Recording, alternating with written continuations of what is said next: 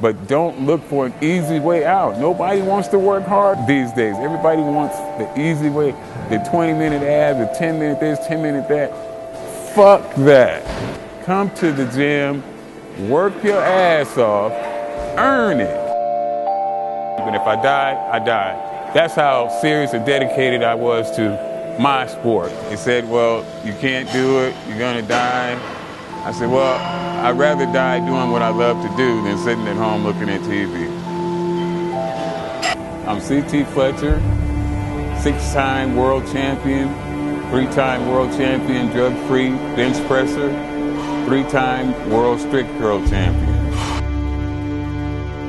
I'll say this, my childhood growing up, I'm a contrast because if you look at the video, you'll see that I use quite a bit of profanity, and it's really a contrast to how I was raised. There was a time in my youth when I thought that any amount of weight that I put on a bar, if I went down with it, it was coming back up. I felt there was nothing I couldn't do. I felt like a real fucking Superman walking around on planet Earth. What invited you to the party? I like to do pause reps sometimes and think about the things that have gone on in my mind throughout the day and how anxious I am to get to the gym and just work out.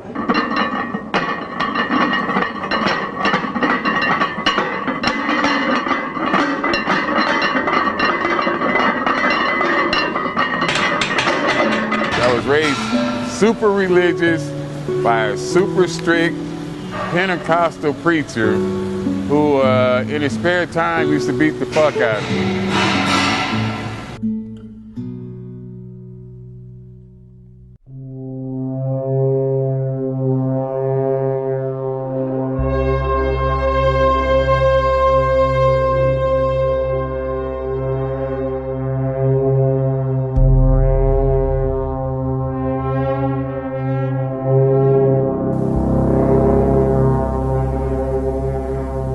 School life, I grew up in Compton, #1 crime rate at the time, and we were proud of it. And so I got into some things that everything that a preacher's kid shouldn't do, I did. I'm sure that everybody probably know Tookie Williams, which is a gangster from Compton and one of the founders of the original Crips.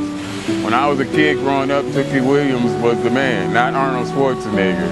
And also Craig Munson, another guy you never heard of, the largest guy I ever seen in my entire life, including Sergio Oliva and all the bodybuilders included. Craig Munson, a prison guy, was one of the biggest guys I ever seen. My mother is probably the biggest influence. She kept me from being insane as a kid. As I told you, my dad used to whoop my ass for sport. He'd come home and if he felt like, you know, whooping somebody's ass that day, there I was. But my mom was my biggest influence. Bench press, my maximum lift, good lift, 705 pounds.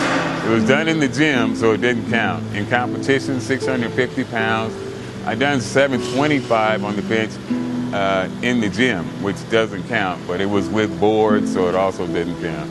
The most I ever squatted was 725, so I could bench press as much as I could squat. 725 is not really a good squat for a guy that weighs, you know, in excess of 300 pounds. Shane Hammond had the world record when I was around. He did 1,000.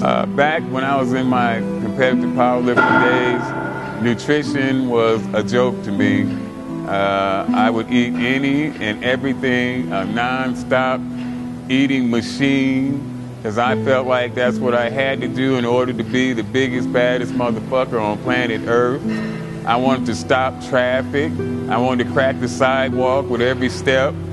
I wanted to be the king of the jungle, the baddest beast on the planet. So I felt like stuffing my face was the only way to do it. And I was such a regular at McDonald's back then. They knew what I was going to eat for lunch every day. They prepared my 4 Big Macs, 4 fries, 2 shakes, and 4 apple pies. I had that same lunch for over 20 years at the same McDonald's, actually. I had no problem saying I'm #1 or I'm the best. I actually went to a world championship competition.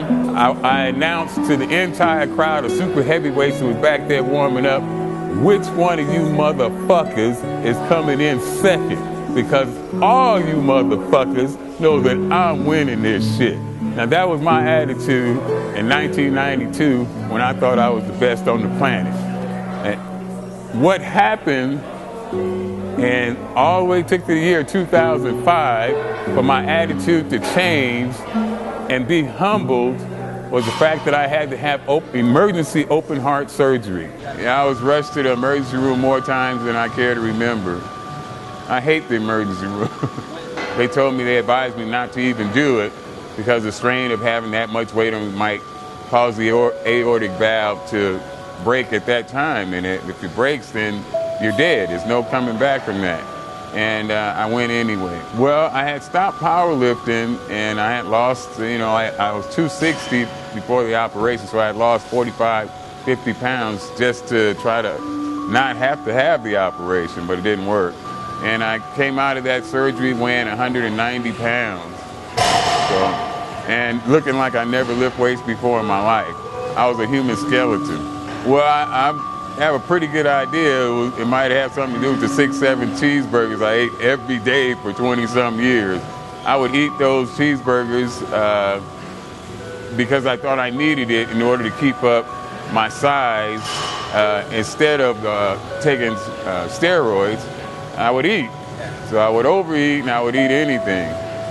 It took me almost 2 years to recover. Powerlifting, I still want to go back and defend the unbroken 225-pound strict curl record. I'd like to do it at the age of 54, be able to do what I did at the age of 30. I think that'd be pretty cool to come back 24 years later and do the same thing at a much lighter body weight and 24 years older.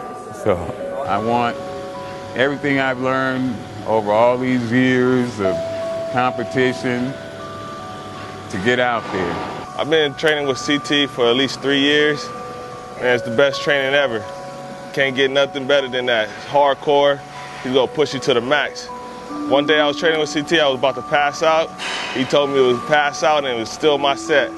My name is Samson Fletcher, CT Fletcher's son. My dad is my hero, and I want to be just like him. And I want him to pass the torch to me. I started training with CT about 2 years ago from now.